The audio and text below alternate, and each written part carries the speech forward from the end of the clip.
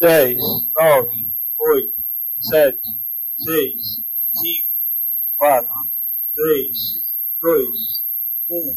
A empresa sul-coreana InnoSpace conseguiu realizar o lançamento de seu protótipo de foguete, o Hambit TLV, da base de Alcântara. Às 14 horas e 52 minutos do dia 19 de março de 2023, o foguete sul-coreano Hambit TLV foi lançado do Centro de Lançamento de Alcântara, no Maranhão. O veículo levou a bordo carga útil desenvolvida 100% no Brasil, em um voo que durou 4 minutos e 33 segundos. O lançamento foi considerado um grande feito no vídeo institucional distribuído pela Aeronáutica e pela Agência Espacial Brasileira logo após o anúncio do sucesso da missão. Essa é a primeira vez que uma empresa privada estrangeira realiza um lançamento a partir da base de Alcântara, momento histórico para o Programa Espacial Brasileiro. A operação, resultado da parceria entre o Departamento de Ciência e Tecnologia Aeroespacial DCTA e a empresa sul-coreana InnoSpace, teve como objetivo realizar o lançamento do foguete Hambit TLV e o ensaio em voo da carga útil CISNAV, Sistema de Navegação Inercial, um experimento tecnológico importantíssimo para a navegação autônoma de foguetes, desenvolvido no Brasil pelo Instituto de Aeronáutica e Espaço, IAE. O CISNAV será empregado pela primeira vez em um veículo. Até agora a gente só testou o CISNAV em solo. Então, durante esse voo, nós poderemos analisar o desempenho do CISNAV, do algoritmo e dos sensores, tudo isso integrado em ambiente de voo. Por isso esse voo é tão importante, porque vai ser a primeira oportunidade de verificar isso tudo. Essa operação, ela é uma quebra de paradigma. Pela primeira vez, nós estamos utilizando toda a estrutura existente em Alcântara para apoiar um lançamento não da Força Aérea, não da EB, um lançamento de uma empresa privada que trouxe, o seu foguete e toda uma estrutura, de lançamento, porém, sem o apoio do Centro de Lançamento de Alcântara, nada disso poderia estar acontecendo. Anteriormente, o Brasil Consciência ouviu o engenheiro responsável pela construção do CISNAV sobre o teste. Ele é essencial, esse tipo de teste é essencial. E o motivo é o seguinte: você tem qualificações ambientais e qualificações funcionais. As qualificações funcionais dá para fazer com certa segurança em solo. Existem mesas de 3 eixos, nós desenvolvemos toda uma tecnologia de testar isso em montanha-russa. Então você consegue testar funcionalmente a precisão do sistema em solo. Mas a parte ambiental já é um pouco mais complicada. Você consegue testar individualmente os diversos... Você testa vibração, você testa aceleração, você testa temperatura, você testa vácuo, interferência eletromagnética, tudo isso é possível ser testado, só que de forma individual. Você não testa tudo simultaneamente. O único jeito de você testar tudo simultaneamente é num voo real. Então esse voo precisa acontecer para qualificar o equipamento. Esse voo vai ajudar na qualificação do CISNAV. O fato de ser suborbital não significa... Não. Desde que ele atinja um perfil de aceleração, de vibração, de tempo de vácuo, não tem problema. É suficiente para fazer. Mesmo porque, para lançar o satélite, ele não entra em órbita como satélite, ele cai depois. Então ele só faz na parte de ascensão mesmo. Então esse voo ele é perfeito para qualificar o CISNAV. Sem apresentar números sobre os investimentos no país ou no estado do Maranhão, o representante da empresa no Brasil e o presidente da Agência Espacial Brasileira defenderam a operação. Nós fizemos um acordo de parceria tecnológica para testarmos o nosso foguete e, em contrapartida, testarmos tecnologia brasileira, embarcar tecnologia brasileira e testar a tecnologia brasileira e auxiliar o desenvolvimento tecnológico aeroespacial brasileiro também. A AEB vai produzir ou está produzindo algum documento que comprove os impactos financeiros na operação? Especificamente nesse caso, não, pelo seguinte: essa ainda não é uma operação comercial, isso foi encaixado como uma atividade de pesquisa e desenvolvimento, um acerto entre ambas as partes, a aeronáutica de um lado, a InnoSpace de outro, de forma que não há, digamos assim, transferência de tecnologia entre ambas, mas sim ambas cooperam para fazer os seus respectivos testes.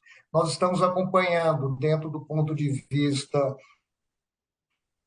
de segurança, como é que nós podemos aperfeiçoar os nossos procedimentos de segurança, e outro, como toda essa logística tem funcionado para quando nós realmente ingressarmos na fase de exploração comercial. Mas eu posso atestar com você que, de fato, esses benefícios em termos de engajamento da população local, seja com atividades mais simples, ou engajamento já com atividades mais tecnológicas, com empresas que, inclusive, contratam profissionais aqui da área, tem sido muito positivo. Muito bem, amigo ligado no programa Brasil Consciência, mostrando para vocês o lançamento do foguete sul-coreano, o Hanbit TVL, ou TLV, se eu não estou enganado, me confundi agora na sigla. Vamos agora conversar com o nosso especialista, aquele que sempre nos ajuda aqui no Brasil Consciência a entender esses assuntos relacionados a propulsores, a foguetes, durante o Programa Espacial Brasileiro. Ele militou nessa área nos últimos 30 anos, trabalhou em diversos desses projetos. Zé Bezerra, mais uma vez aqui conosco. A InnoSpace, a pergunta que está no ar é a seguinte: a InnoSpace, startup sul-coreana, lançou um foguete a partir de Alcântara. E daí? O que isso representa de progresso para o nosso programa espacial brasileiro? Infelizmente, né, eu tenho que te dizer que representa exatamente o oposto, né? Não representa qualquer progresso, na verdade é um retrocesso gravíssimo do nosso programa espacial. Lembrando aqui, né, nosso programa espacial, sempre que eu falar programa espacial, eu estou aqui especificamente me reportando à questão dos veículos suborbitais e aos veículos lançadores de satélites, conhecidos aí como foguetes de uma maneira geral. Então, é sobre isso que eu estou falando. Então, no início do nosso programa, nós contamos com a ajuda dos americanos. Então, os americanos, na primeira metade da década de 60, 1960, eles nos auxiliaram, nos ensinaram, né, a lançar foguetes e recuperar cargas úteis. Então, isso foi um aprendizado, foi uma transmissão de conhecimento que ocorreu dos americanos para os brasileiros, e muitos militares e civis foram, inclusive, enviados aos Estados Unidos para aprender como fazer essa atividade, né? Então, causa espécie que 6 décadas depois, né, nós estejamos numa situação em que estamos utilizando os parcos recursos materiais e os parcos recursos humanos existentes no Brasil para auxiliar uma empresa privada, uma pequena empresa privada, de um país com o qual o Brasil tem uma relação comercial bastante limitada, né? Não é um parceiro assim, privilegiado, comercialmente falando, do Brasil, e nós estamos, então, utilizando nossos parcos recursos para ajudar uma empresa estrangeira a desenvolver um foguete este que, é importante se dizer, sequer atingiu o espaço, né? O espaço é entendido como uma altitude de 100 quilômetros. Se você não alcançar essa altitude, você não atingiu o espaço. Então, aquilo lá, que é toda aquela operação, né? Eu não assisti o vídeo, mas não preciso assistir, porque eu sei como é que funciona. Tudo isso deveria ser motivo de vergonha para nós brasileiros, tanto nós civis como os militares. Eu fico a pensar o que estaria imaginando o brigadeiro Hugo de Oliveira Piva, o brigadeiro Sérgio Ferola, o engenheiro Jaime Boscov, que foram as pessoas que, na época que eu iniciava minhas atividades no Instituto de Aeronáutica e Espaço, eram os nossos superiores. E por eles nós tínhamos enorme respeito. Não era medo, não era receio, nós respeitávamos aquelas pessoas, militares e civis, né?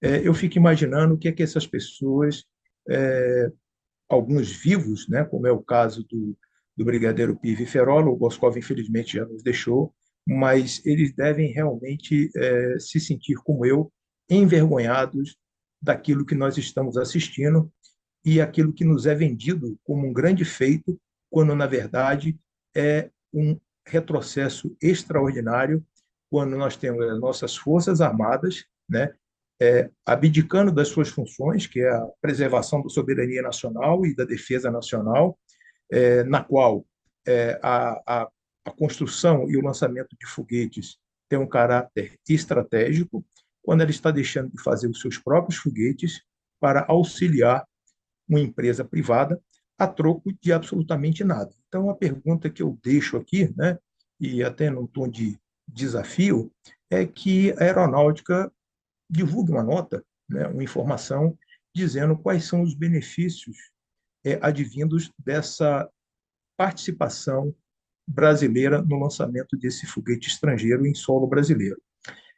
A sugestão de que o simples teste do Cisnave, né, com um sistema de navegação desenvolvido aqui pelo Brasil ao longo de décadas, devo dizer, com recursos públicos, não só do Ministério da Ciência e Tecnologia, mas de outras organizações, não justifica. A gente tem foguetes no Brasil capazes de testar o Cisnave de uma maneira mais efetiva do que esse do foguete sul-coreano. Então, desculpe a expressão, isso é uma mentira deslavada, né, de que nós ganhamos isso. Nós não ganhamos isso. Isso foi oferecido como uma moeda de troca, que eu comparo aqui a que os portugueses fizeram com o Brasil, né, com os índios do Brasil, na época do descobrimento, né, trocavam espelhos por outros benefícios, né? Então, isso não é aceitável. Há um segundo argumento, né, também bastante utilizado por essas autoridades civis e militares, é que eles pretendem tornar o Centro Espacial Alcântara um centro internacional para lançamento de foguetes. Bom, eu faço aqui um retrospecto, né, porque eu sempre prezei, talvez por ter tido uma época da minha vida, a carreira científica, a honestidade intelectual ela é fundamental quando a gente vai discutir coisas. Então, eu não estou aqui emitindo opiniões, as minhas opiniões são minhas, eu reservo elas para aqueles que me são mais próximos. Eu estou aqui, na verdade, fazendo uma análise, né? Estou fazendo uma análise baseada em fatos concretos, em informações, em dados. Observem que a menos da propaganda, né, que a aeronáutica tenta oferecer com esse vídeo, né, que foi liberado aí, não há nenhum dado sobre esse foguete, sobre o seu apogeu, sobre o seu alcance, sobre a eventual recuperação de carga útil, sobre quantas pessoas foram utilizadas, sobre a infraestrutura do CLA que foi utilizado e sobre o custo disso, né? Há um custo nisso tudo, né? As pessoas, tanto civis como militares, nós somos funcionários públicos, mas alguém paga o nosso salário, né? O nosso salário não vem do espaço, ele vem aqui da terra, né? O povo brasileiro, a sociedade que arca com os nossos salários. E a gente deve a essa sociedade satisfação, né? A gente não precisa elencar detalhes técnicos que poderiam eventualmente permitir que nações estrangeiras entendessem melhor aquilo que nós fazemos. Isso não é necessário, mas é sim fundamental que a sociedade entenda as razões, né, que fizeram com que o governo brasileiro, e notadamente eu quero ressaltar, as Forças Armadas tenham optado por um caminho tão estranho, né? E a gente já sabe que esse é um esforço que vem sendo feito há algum tempo e que ele traz implícito, né? Isso eu já não posso provar, mas isso daria uma tese aí facilmente desenvolvida, né? Me parece que a situação é a seguinte: a aeronáutica, né, a Força Aérea Brasileira, concluiu, né, que do IAE não sairá mais nada, ou seja, que não há nenhuma expectativa da Força Aérea de que o Instituto de Aeronáutica e Espaço, que foi totalmente sucateado nos últimos anos, né, e está realmente numa situação deplorável, né, na minha opinião, irreversível, né, ou seja, nós não conseguiremos mais recuperar o IAE, o que é uma tragédia por si só, mas parece que a aeronáutica já chegou também a essa conclusão.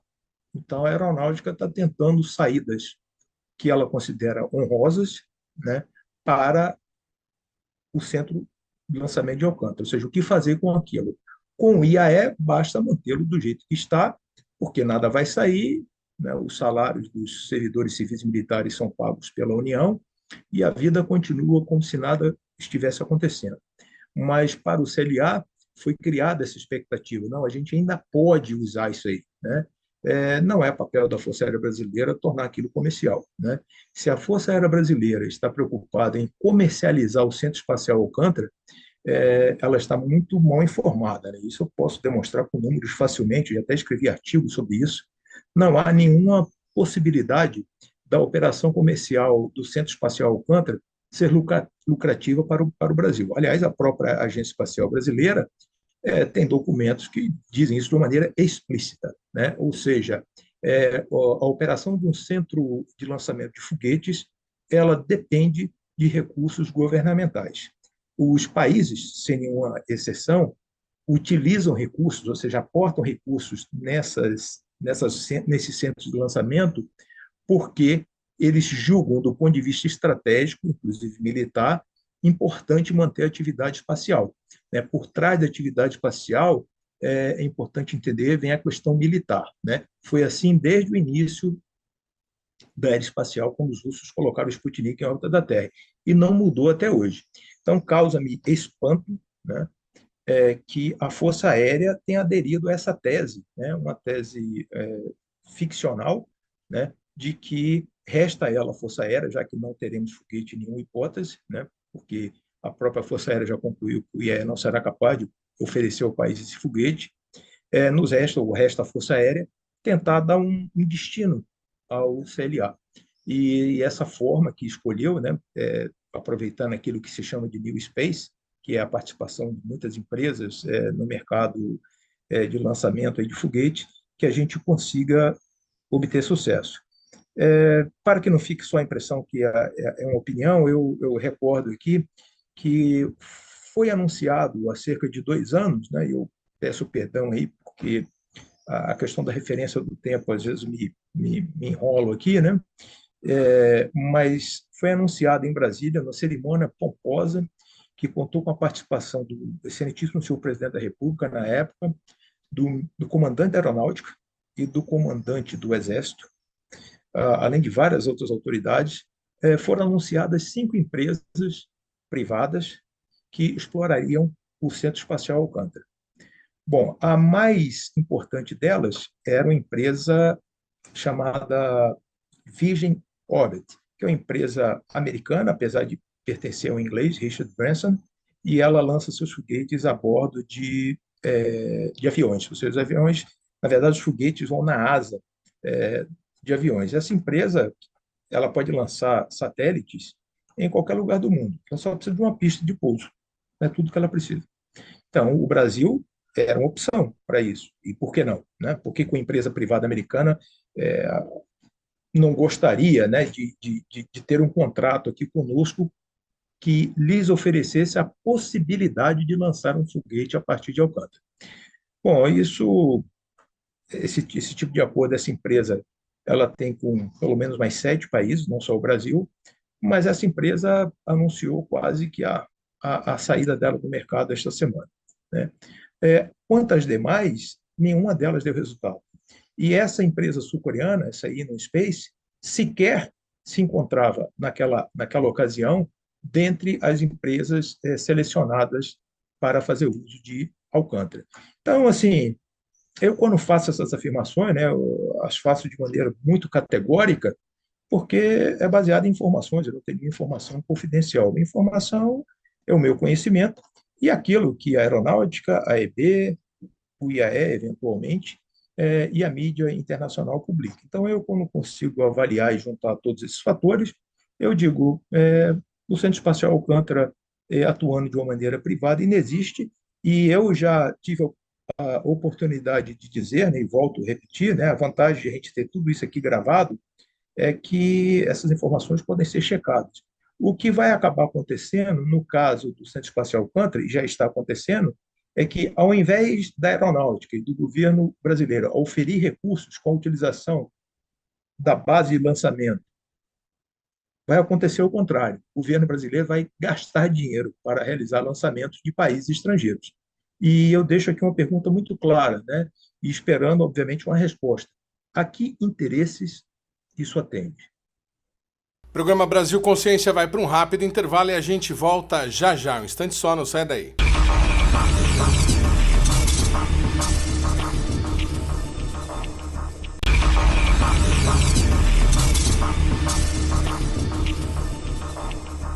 A gente segue aqui com o nosso programa e eu queria fazer uma pergunta para o Bezerra do ponto de vista do desenvolvedor, daquela pessoa que trabalhou no Programa Espacial Brasileiro no desenvolvimento de foguetes. Como é que é para vocês ver, depois de décadas de trabalho, na mesma semana, o presidente da AEB anunciando que o VS-50, que devia ser testado agora no meio do ano, vai ser mais uma vez adiado por conta das dificuldades aí da Vibraz e considerando aí o lançamento de um foguete estrangeiro como um grande marco. Na cabeça de quem é leigo, Bezerra, e eu me enquadro nessa categoria, a gente fica pensando assim, como é que uma startup sul-coreana de 1 ano de idade consegue lançar um foguete e o DCTA, o IAE, o Brasil, com anos de investimento, não conseguiu fazer isso até hoje? Bom, na verdade, não é correto, né, o que você falou. Na verdade, o que a Coreia do Sul fez esta semana, né, em Alcântara, nós já fazíamos no Brasil na década de 1960, quando eu engatinhava, quando eu era um garotinho, né? Então, assim, essa percepção sua como leigo, sim, claro, claro, óbvio, óbvio, óbvio, óbvio. O Brasil, vou repetir então para que não fique nenhuma dúvida. Eu estou afirmando que a sua suposição baseada aí na sua pergunta, que é uma pergunta bastante pertinente, que é o seguinte: olha, a gente precisa da Coreia do Sul para fazer o que foi feito essa semana em Alcântara, com o lançamento do foguete sul-coreano da InnoSpace? Não. E eu sou categórico. Quando eu mencionei antes que eu imagino o que pensa o Brigadeiro Pive, o Brigadeiro Ferola e o Engenheiro Jankowski, né? Eu não estava fazendo nenhuma brincadeira, que eu tenho profundo respeito por essas pessoas, né? E lamento que aqueles que os sucederam e estão nas suas posições hoje não estejam à altura sequer de compreender aquilo que eu estou falando aqui, né? Mas eu tenho certeza que o Brigadeiro Ferola e o Brigadeiro Piva entendem perfeitamente o que eu digo aqui. O Brasil, vou repetir, isso que já foi, que foi realizado em Alcântara, o Brasil já realizava na década de 1960, portanto, há 60 anos, tá? Então, não é nenhuma novidade. Então, essa é uma das perguntas que a Aeronáutica e a EB deveriam responder. Não eu não tenho que responder isso. A gente não faz porque os interesses são outros. Como eu disse, eu tenho a percepção, né, de que, do ponto de vista da aeronáutica e da própria Agência Espacial Brasileira, né, e eu tenho dados para oferecer essa minha suposição, elas já desistiram do IAE, né? Elas já não esperam mais nada do IAE, né? E, por isso, elas ficam tentando encontrar alternativas, né? Que não são alternativas viáveis, né? Então, o que nós estamos fazendo de tentar testar o Cisnave, que é um sistema crítico importantíssimo em qualquer foguete, em qualquer veículo espacial, de testá-lo com a Coreia do Sul, de fazer corar nossas faces, né? Essa é uma questão. E absolutamente incorreta a sua suposição de que nós não poderíamos fazer isso com um foguete nacional. Não só poderíamos, como podemos fazer. Mas o que você percebe é que, no evento realizado o ano passado, né, o representante do projeto lá, VLM, do IAE, o militar, ele afirmou que a previsão do lançamento do VS-50 ocorreria em agosto deste ano, 2023. Bom, quando chega 2023, nós fomos surpreendidos por uma matéria publicada neste espaço, por você, de que a previsão de lançamento do VS-50 é em 2024. Muito embora eu não seja dado a previsões, eu tenho certeza que o VS-50 não será lançado em 2024, que apenas tudo faz parte de um jogo de cena, ou seja, nós jogamos para o futuro uma ficção, né, uma possibilidade que não vai acontecer. Com isso, nós escapamos dessas perguntas cruéis, como a que você acabou de fazer, e vamos empurrando esse processo aí com a barriga, né? Então, não será lançado seguramente em 2024 o VS-50, e sim nós poderíamos testar o Cisnave. Não precisava nem do VS-50, nós temos vários outros foguetes capazes aqui no Brasil de lançar essa carga útil ao espaço e dela adquirir os dados necessários, né? Eu estou dizendo aqui que o voo do Cisnave no foguete sul-coreano é inútil? Não, eu não estou dizendo isso. Eu estou dizendo apenas que esta missão, esta atividade, não atende a nenhum, e quero deixar claro, nenhum objetivo do Programa Espacial Brasileiro, seja do ponto de vista civil, seja do ponto de vista militar. E causa-me enorme estranheza ver militares trabalhando arduamente para tornar uma atividade estratégica do Brasil em uma atividade comercial. Este não é, nunca foi, nem deveria ser o papel dos militares. Bezerra, você me perdoe a provocação, não é a intenção diminuir o que foi feito, mas sim esclarecer do ponto de vista do cidadão comum que paga imposto e que não tem obrigação nenhuma de conhecer foguete. Qual seria o foguete nacional que poderia ter cumprido esse papel de voar a menos de 100 quilômetros com o Cisnave como carga útil? O VSB-30 conseguiria fazer isso? Veja, para voar a menos de 100 quilômetros, até o nosso modesto Sonda 2, né, faria, né? Então, ele não é nem mais produzido, porque até para nós ele já é obsoleto, né?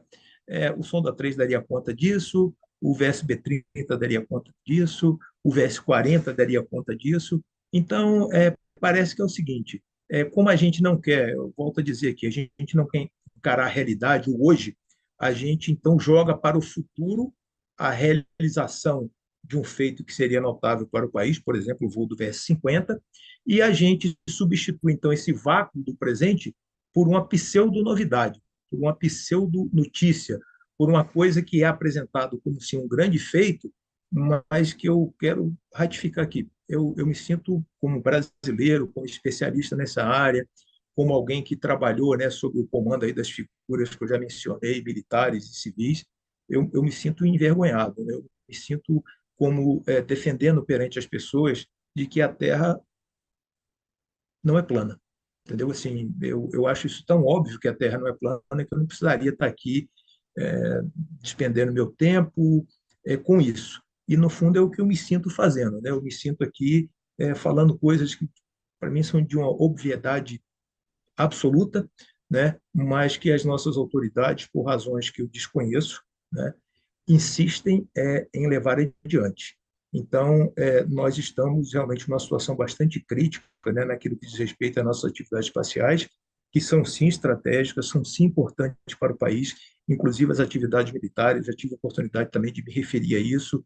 Isso vale para satélites militares, foguetes militares, tudo isso é profundamente importante para o nosso país, né? Mas quando eu vejo as autoridades que são responsáveis por essas atividades, no caso a Força Aérea, porque de acordo com a Estratégia Nacional de Defesa, lá está estabelecido que cabe à Força Aérea Brasileira ter ações no campo espacial. Então, não é que a aeronáutica chamou isso para ela porque ela gosta, porque ela quer, não. Isso é um documento nacional, um documento governamental, que assim estabelece como responsabilidade da aeronáutica.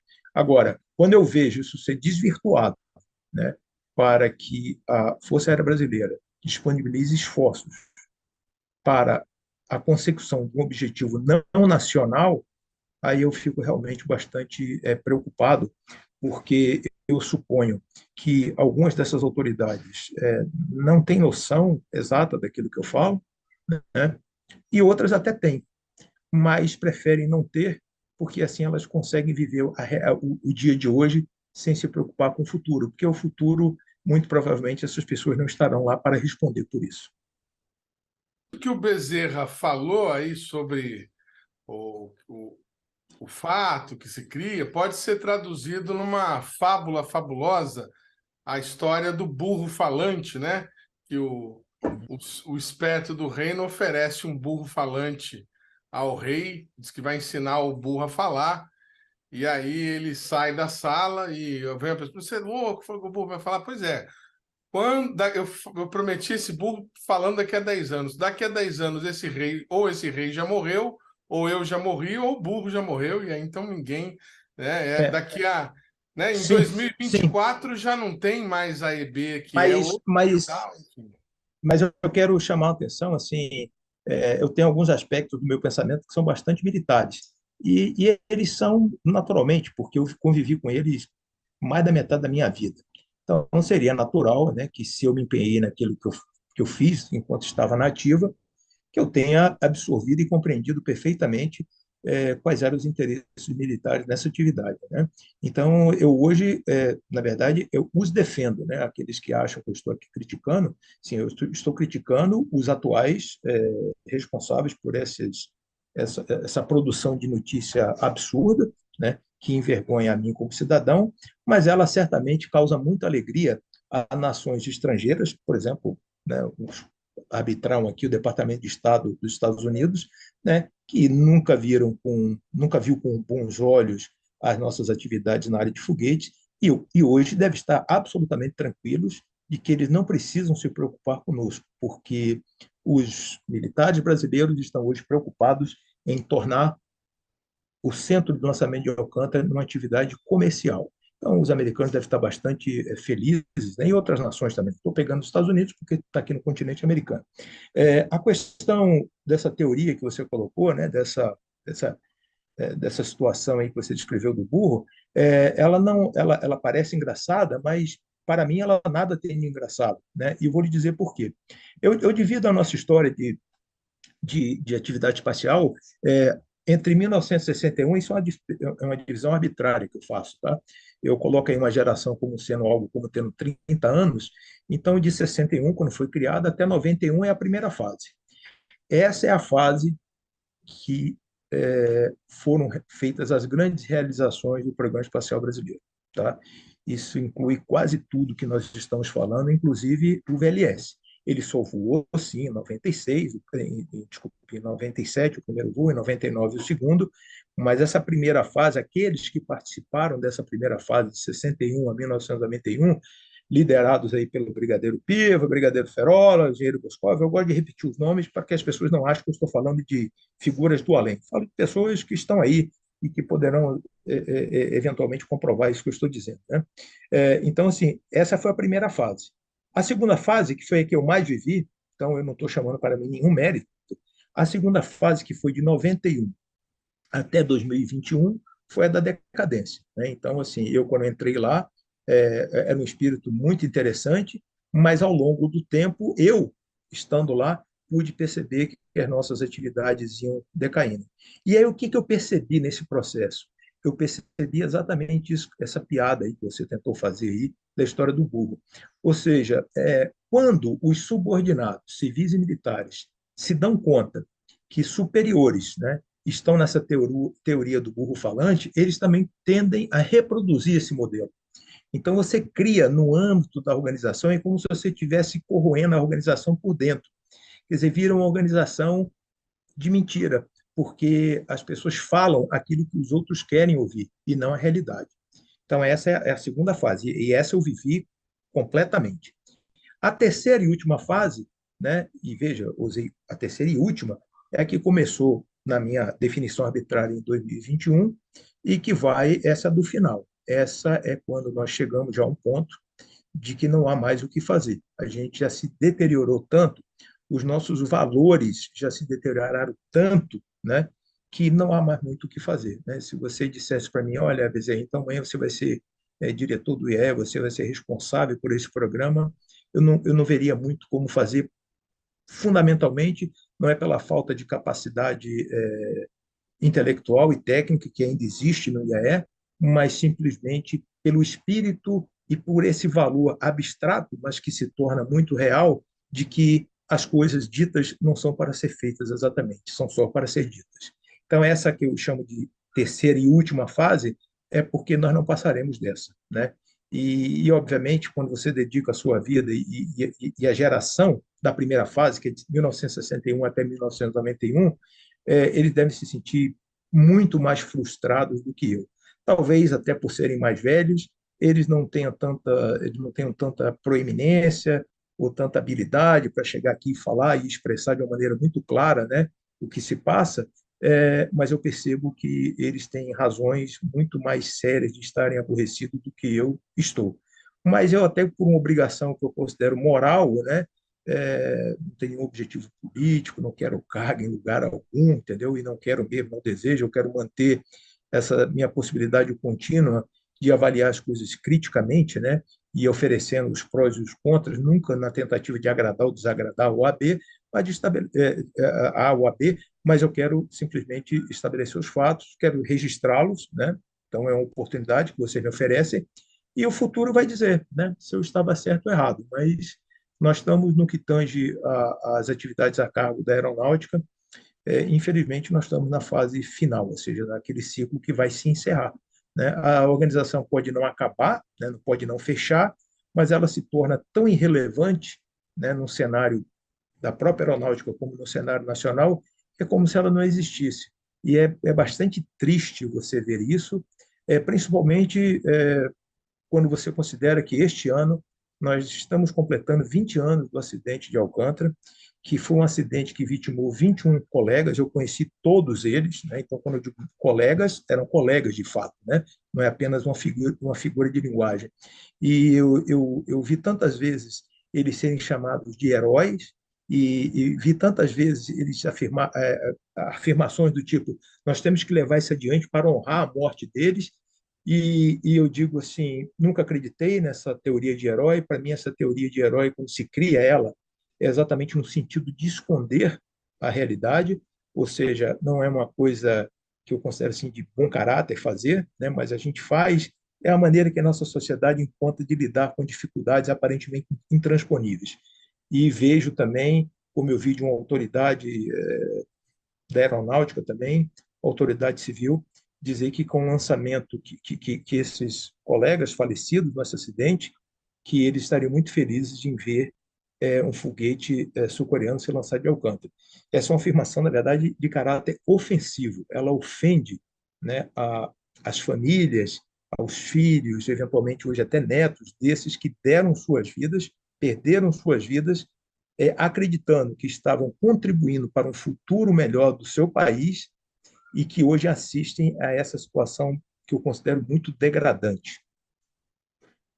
A gente também tem recebido, ao longo desse ano, parece até algo combinado, e quero acreditar que não seja, manifestações de mais pessoas sobre os 20 anos do acidente, do incidente que vitimou os colegas do Bezerra lá em Alcântara. Você que acompanha o nosso programa já viu algumas vezes isso acontecer esse ano. Nós não vamos ficar a todo momento buscando os familiares para repercutir isso, porque, obviamente, não é a coisa mais agradável do mundo, né, ficar ali remexendo isso, mas talvez lá para agosto, quando a gente estiver mais próximo da data, e por conta de ser 20 anos, a gente realmente busque as famílias para saber agora como é que elas estão e principalmente se todas as indenizações foram pagas como deveriam ter sido. Bezerra, uma última pergunta que eu gostaria de fazer. Na esteira de tudo isso, a FINEP concluiu aquele chamamento público que a gente vinha discutindo e naquela entrevista que eu já mencionei com o presidente da EB na semana passada, ele meio que desmentiu o edital. O edital falava em satélites de 5 quilos e ele disse que a pretensão era para dezenas de quilos, algo em torno de 50 quilos. Com esse conhecimento que você tem sobre o mercado de lançamentos no mundo, dá pé um nanolançador até 50 quilos, lançar 5 nanosatélites? Nenhum, né? É mais... Não, sim, pode ser o futuro dentro do cenário que eu coloquei do final do Programa Espacial Brasileiro. Aí pode ser, mas dentro de uma perspectiva promissora, obviamente não, né? E, de novo, não tenho opinião, eu tenho dados, eu tenho informação, entendeu? Eu posso apresentar isso no momento mais adiante, né? Eu estudo esse assunto tem algum tempo já, e eu afirmo aqui de uma maneira bastante clara: não há mercado para pequenos lançadores. Então, esse mercado ele inexiste, né? E os argumentos que, de novo, os argumentos que são utilizados por nossas autoridades são argumentos irrelevantes, né? Então, eles tentam a qualquer custo justificar isso. Então, para quem não sabe, o edital FINEP é um edital que foi criado. FINEP é financiadora de estudos e projetos, né? É um órgão bastante importante, né? E esse edital visava oferecer 190 milhões de reais para o desenvolvimento de um veículo lançador de pequeno porte. Eu diria o seguinte: ele é muito dinheiro para o quadro atual do Programa Espacial Brasileiro e ele é insignificante para o desenvolvimento de um veículo lançador de pequeno porte, que, volto a dizer, não há mercado para ele. Os foguetes hoje são lançados a bateladas. E, mais recentemente, né, isso também é um objeto de estudo meu hoje, você tem o que se chama veículos de transferência orbital. Então, é como se fosse um satélite grande que leva consigo vários satélites pequenos, e esse satélite grande tem propulsão, e ele sai distribuindo esses satélites menores em suas respectivas órbitas. Então, aquele papo de que se você vai a um satélite pequeno, você não vai para a sua órbita, isso é um papo passado. Essas pessoas vivem muito de um passado, sabe? Elas não vivem o presente, porque falta-lhes conhecimento para isso, e não têm nenhuma capacidade de prever o futuro, porque o futuro delas nunca é realizado. Então, esse edital FINEP, se colocado assim de uma maneira bastante dura, cartesiana, ele deveria ser objeto de investigação por parte do Ministério Público, porque eu entendo que até a empresa vencedora é uma empresa que se encontra em recuperação judicial e, apesar de eu não ser advogado, me parece estranho que você vá colocar recursos de vulto, porque essa empresa, esse recurso era um gasto em 3 anos apenas, e não há, volto a dizer, não há obrigação de esse veículo colocar nenhum satélite em órbita. Ou seja, é um dinheiro a fundo perdido, né? E que provavelmente tem o objetivo de tentar resolver os problemas financeiros das indústrias que operam nas atividades espaciais nacionais, mas eu creio que esse é um objetivo importante, você salvaguardar a existência dessas empresas, mas isso deve ser feito com objetivos mais nobres, não com objetivos infantis. Eu vou encerrar aqui minha fala dizendo o seguinte: em 2018, a reunião anual da Sociedade Brasileira para o Progresso da Ciência aconteceu na cidade de Maceió. E lá houve uma mesa redonda com a presença de autoridades da EB e do IAE. E presente na plateia encontrávamos um professor do Rio de Janeiro, né? E, fina as falas das nossas autoridades, esse professor levantou-se e disse mais ou menos o seguinte: eu não tenho aqui as palavras exatas, mas eu quero passar o sentido do que ele falou. Bom, pelo que eu acabei de ouvir, disse o professor, nós vamos chegar no momento que nós não lançaremos nem foguetes de água e ar comprimido. E causou, obviamente, um mal-estar no ambiente, né?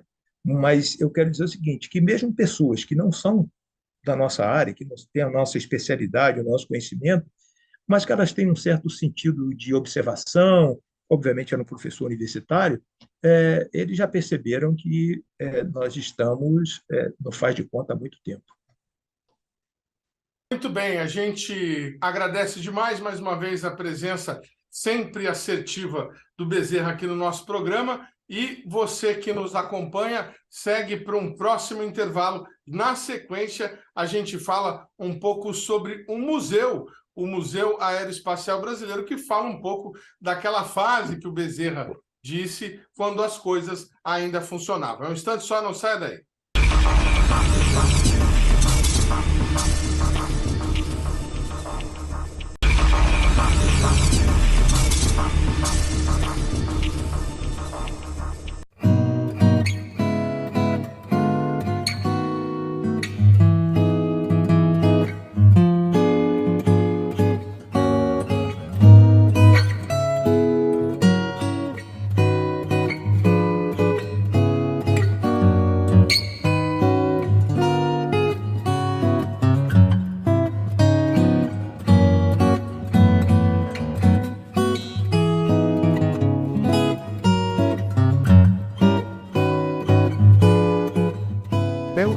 de itinerário, dependendo da disponibilidade de tempo e do público que nos visita. A mais utilizada e a mais rápida, né? Nós começamos lá pela área de defesa, com aquelas bombas, né? Ou então, mais didático, ou seja, com cronologia histórica, nós começamos com a exposição sobre Alberto Santos Dumont.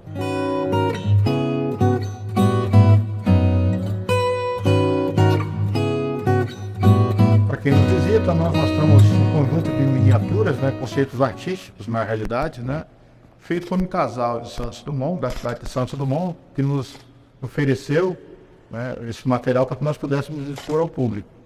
Então aqui conta um pouco da história de Santos Dumont. Nós temos a miniatura da casa onde ele nasceu, na fazenda Cabambu, na então cidade de Palmira, hoje cidade de Santos Dumont.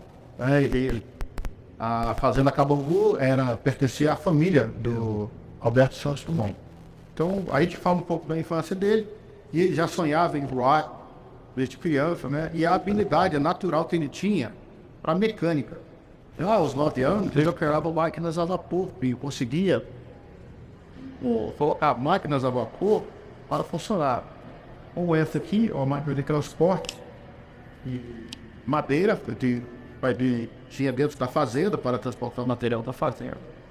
E também, já uma locomotiva Balpin a vapor. Ele conseguia, já desde criança, muito jovem ainda, conseguia faltar a minha locomotiva a vapor para funcionar. Que era algo muito importante para ela, né? Aqui nós temos um projeto de um avião monoplano bimotor. É a invenção número 11, mas que não foi adiante, ele abandonou porque ainda estava inviável para a época. Não teria aplicação prática para a evolução da época. Mas assim mesmo nós temos, por exemplo, aqui o equipamento que ele foi utilizado para dar partida nos motores. Ele engatava no motor, girava a manivela, tinha um sistema de catraca. Quando o motor começava a funcionar, que acelerava a rotação, né? Isso evitava que o operador sofresse um acidente, né? Ou seja, quebrasse o pulso com a hélice do avião. Aqui dava mais segurança para quem estava dando partida na aeronave.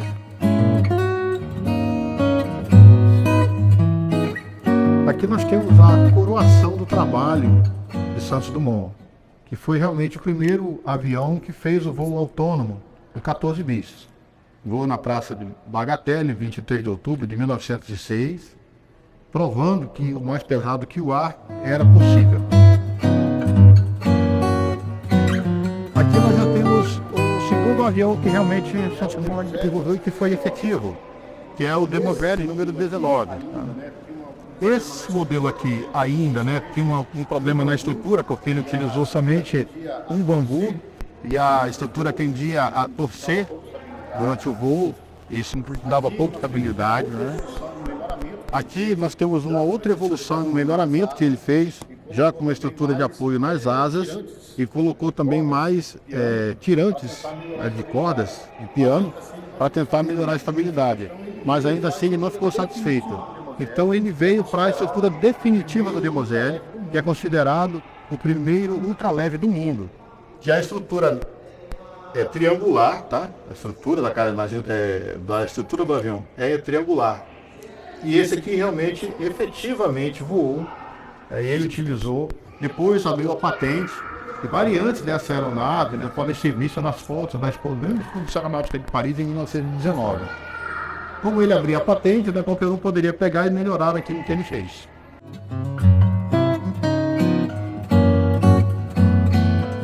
Aqui nós temos uma representação do avião dos irmãos Wright, o Flyer, que eles reivindicam o primeiro voo do avião em 1903, ou seja, 3 anos antes de Santos Dumont. O único porém para essa aeronave é que ela era lançada de catapulta. E o 14 bis, que veio 3 anos depois, realmente é uma aeronave de voo autônomo, como um avião deveria ser, e como a Federação Internacional de Aeronáutica exigia. O Flyer dos irmãos Wright também tinha grandes problemas em relação à propulsão. Ele parecia muito mais que um planador com motor, porque ele não conseguia sair do chão sozinho. Precisava que uma catapulta acelerasse para que ele pudesse ter impulso inicial e a partir daí ele se mantinha no ar. Então ele tinha essa dificuldade. Toda vez que o vento mudava de direção, o flyer, ou seja, a catapulta, o conjunto flyer e catapulta teriam que mudar também para ficar em contra o vento e poder decolar. Isso realmente não tinha função prática, né? Era muito difícil.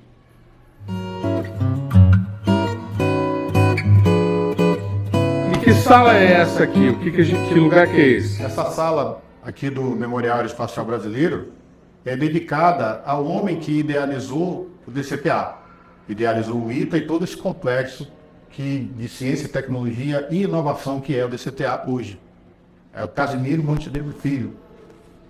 O Casimiro Montenegro Filho era da aviação do Exército, começou nos anos 20, ele nasceu no Ceará, participou do primeiro voo do CAN, nesse aeronave aqui, o Curtis Fleming. Eles fizeram o primeiro voo do CAN da capital, então, Rio de Janeiro, até São Paulo, provando que nós poderíamos agilizar o transporte de correspondência utilizando as aeronaves. Antes deles, aqui no Brasil, a correspondência ia de navio ou de trem. E levava muito mais tempo, consequentemente. Né? Nessa sala também nós temos os expositores com alguns objetos pessoais que a família nos cedeu para que nós colocássemos aqui em exposição. Ele faleceu em 2000, mas para eternizar a memória desse grande brasileiro, nós temos aqui para os visitantes, que eles podem observar, algumas condecorações, medalhas que ele recebeu, os uniformes original, o uniforme original dele, uma réplica do uniforme dele que foi construída para a comemoração de 70 anos do ITA, e alguns diplomas também, e medalhas e premiações que ele recebeu no Brasil e no exterior. Aqui nós temos uma curiosidade. Tá? Antes da Embraer, o Brasil já tinha fabricantes de aviões. Tá? Esse modelo aqui é o Muniz M7. Não era um avião que era fabricado em escala industrial. Né?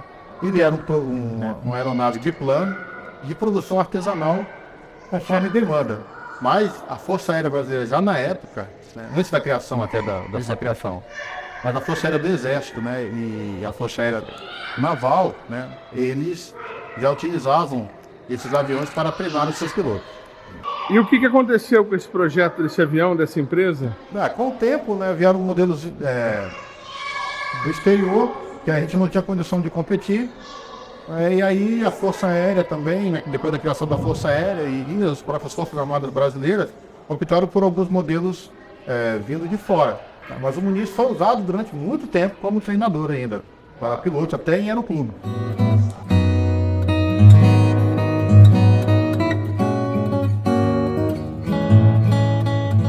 Nos anos 60, né, então nós temos aí o Osiris Silva, né, e outros engenheiros formados.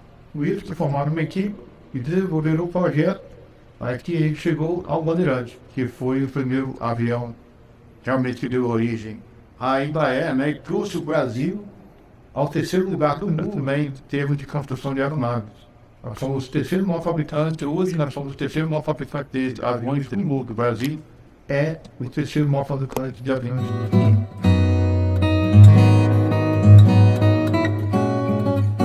Aqui nós temos o MAA-1, aqui no caso é um mocap, tá? Só uma reprodução.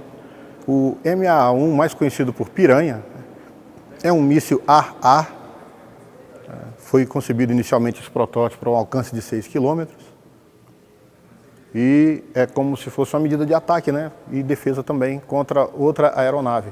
Tá? O objetivo dele aqui é rastrear as emissões de infravermelho e as emissões de calor emitidas pelo motor do avião inimigo, como os mísseis fazem hoje, né? A maioria dos mísseis fazem hoje. Então ele chega lá, procura o avião inimigo, né, e destrói. Esse míssil ainda é usado pela Força Aérea? Sim, foi modernizado agora em parceria com a África do Sul. Então ele está muito mais preciso, viu? Essa aqui é uma variante dele, é o MSA-1, míssil solo-ar, uma variante do Piranha. Só que esse aqui foi desenvolvido para ser lançado do solo também, com alcance máximo de 6 km. Esse aqui é um protótipo, né? O que vocês estão vendo aqui talvez seja um dos poucos exemplares ainda que restam do MSA-1, desculpe, MAR-1, que é o míssil anti-radar. Aqui ele teria um conjunto de sensores, né, que captam as emissões de micro-ondas do radar, e aí ele se direciona para a origem, né, da emissão da radiação e destrói a instalação de radar. Você falou que ele é um dos últimos porque não seguiu? Não seguiu, esse projeto foi abandonado.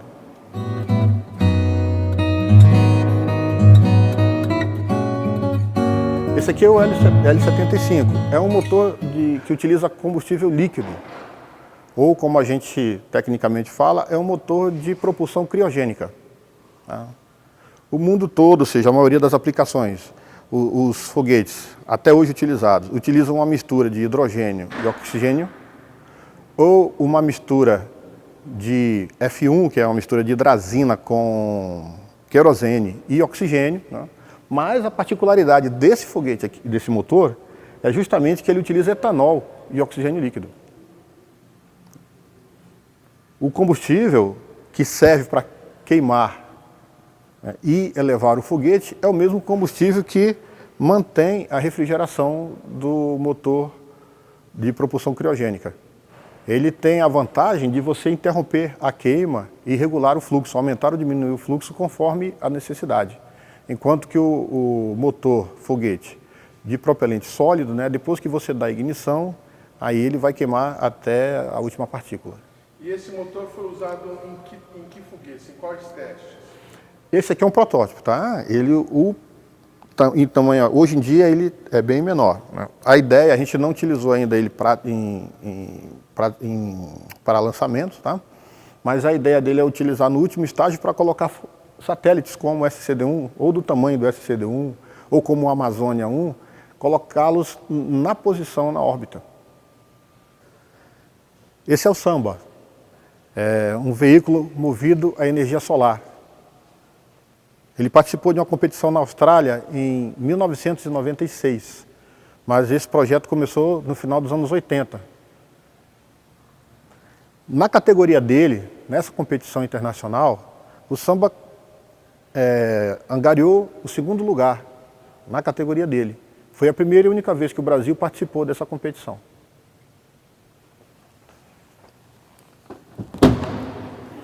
Para o piloto entrar, né, você tinha que levantar essa parte aqui. Né? Somente um piloto, ele ficava recostado, né, ele não ficava nem sentado, né, nem deitado, ele ficava recostado aqui, tá certo? Com essas manoplas aqui, ele direcionava. E o freio foi adaptado de um sistema de freio de motocicleta.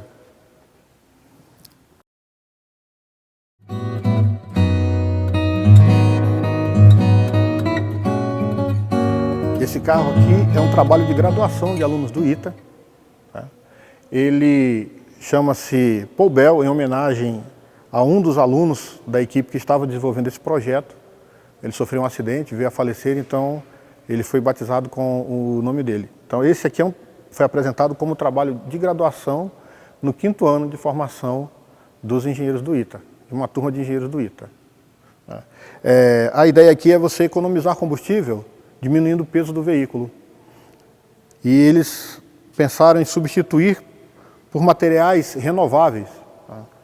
Base daqui é resina, fibra de juta, fibra de bananeira e fibra de coco. Então a lataria do carro foi toda construída... Não é, exatamente, não é metal. São fibras naturais renováveis. Tá? Ou seja, falando hoje, seria uma carroceria biodegradável.